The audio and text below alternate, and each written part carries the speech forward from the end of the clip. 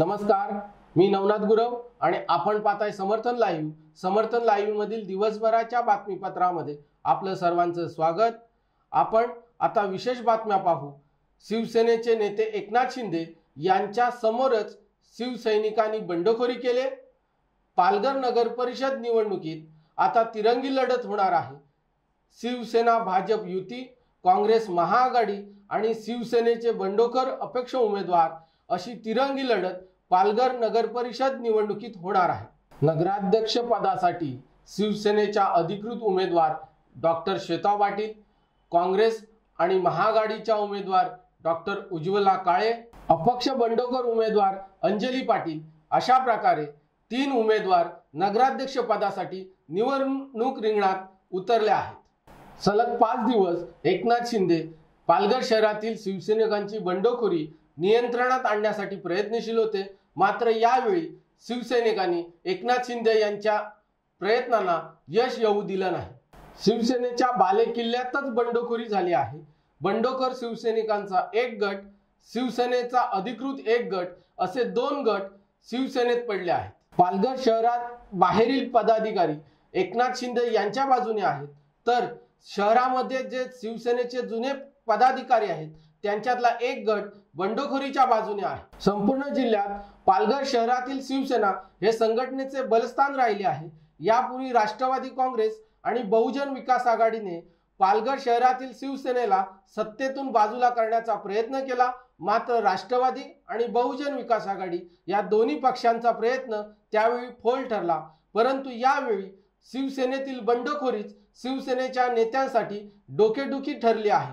शिवसेनेचे नेते एकनाथ शिंदे हे शिवसेनेचे पुढील काळातील मुख्यमंत्री पदाचे दावेदार म्हणून पाहिले जातात. परंतु एकनाथ शिंदे यांना पालघर नगर परिषद निवडणुकीत शिवसैनिकांच्या बंडखोरीलाच सामोरं जावं लागत आहे. वसईत दफनभूमीचा प्रश्न पुन्हा ऐरणीवर आला आहे. वसई विरार महापालिकेची उदासीन भूमिका या प्रश्नात समोर येते. हरित लवादाच्या निर्णयाचे उल्लंघन झालं आहे. मनाई हुकूम मोडून रात्रीच्या अंधारात मृतदेह दफन करण्यात आला आहे. वसई विरार महापालिकेने 11 कोटी रुपये खर्च करून दफनभूमी तयार केली. मात्र दफनभूमी तयार झाल्यानंतर पाणथळ क्षेत्रात बेकायदेशीरपणे दफनभूमी तयार केल्याचा मुद्दा हरित लवादापुढे समोर आला. परंतु वसई विरार महापालिका कायदेशीर बाजू हरित लवादासमोर मांडू शकली नाही. हरित लवादापुढे बेकायदेशीर ठरलेली दफनभूमी वसई विरार महापालिकेला स्वतःलाच नष्ट करावी लागली. दफनभूमी उपलब्ध करून देण्याची जबाबदारी वसई विरार महापालिकेची आहे. मात्र हरित लवादापुढे वसई विरार महापालिकेचा बेफिकीरपणा उघड झाल्यानंतरही वसई विरार महापालिका दफनभूमीच्या प्रश्नावर अद्याप गंभीर नाही. दफनभूमीच्या प्रश्नावर वसई विरार महापालिकेची नेमकी काय भूमिका आहे ते आपण प्रत्यक्ष पाहू. मला तुम्ही सांगा, तुमची जिम्मेदारी होती का कमिशनर साहेब एक मीटिंग लावायची तुमच्या प्लॅनिंगची आणि तुमच्या लॉची? आता तुम्ही डिस्कशन करणार आमच्या समोर? मग तुमचं काम काय इकडे? तुमचं काम काय तुम्हाला सांगा? काम दूसरे का करने के लिए बैठे. तुमची मीटिंग होती का? 15 दिवसामध्ये कलेक्टर साहेबांनी डायरेक्शन दिल्यावर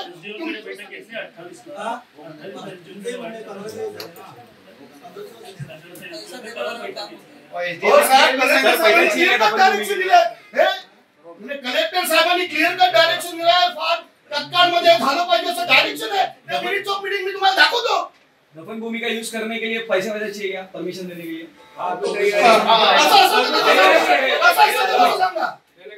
चला अमाउंट सांगा लवकर. पैशाशिवाय काम करत नसेल तर सांगा. पैसे निकालते बोलो. सगळ्यांनी पैसे काढा. द्या त्याला 10,000 रुपये काढून द्या. काढा सगळ्यांनी पैसे. 10,000 रुपये नहीं 10,000 रुपये इनकी औकात ही इतनी है. ले भाई सगळ्यांनी पैसे. याची शूटिंग पण करणार आहे. जाऊन दे प्रेस मध्ये जाऊन दे सगळ्या. चलो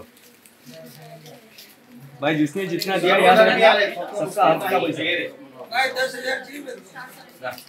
नाही दसदसली कलेक्टर साहेबांनी मीटिंग घेतल्यावर मला सांगा तुमची जिम्मेदारी नव्हती काय मीटिंग ऑर्गनाइज करायची? माझा लेटर किती तारखेचा आहे बघा. कलेक्टर साहेबांच्या मीटिंग नंतर माझा लेटर तुम्हाला किती तारखेचा आहे बघा. मला त्याचा अजून येस और नो तुम्ही उत्तर देत नाहीये. काय चालवलंय तुम्ही? कलेक्टर साहेब जेव्हा इकडचा जिल्ह्याचा अध्यक्ष मेन माणूस बोलतोय की मीटिंग ऑर्गनाइज करा, तुम्ही मीटिंग पण ऑर्गनाइज करत नाही. एवढं कोणत्या डायरेक्शनने चालता तुम्ही? कोण बोलणार तर ऐकणार तुम्ही. आगरी सेनेचे नेते कैलास पाटील हे वसई विरार महापालिकेच्या आयुक्तांसमोर शिष्टमंडळासोबत दफनभूमीच्या प्रश्नावर कशा प्रकारे बोलत होते हे आपण प्रत्यक्ष पाहिलं. जिल्हाधिकारी पालघर यांनी वसई विरार महापालिका प्रशासनाला दफनभूमीच्या प्रश्नावर तातडीने बैठक घेऊन हा प्रश्न सोडविण्याचे निर्देश दिले आहेत.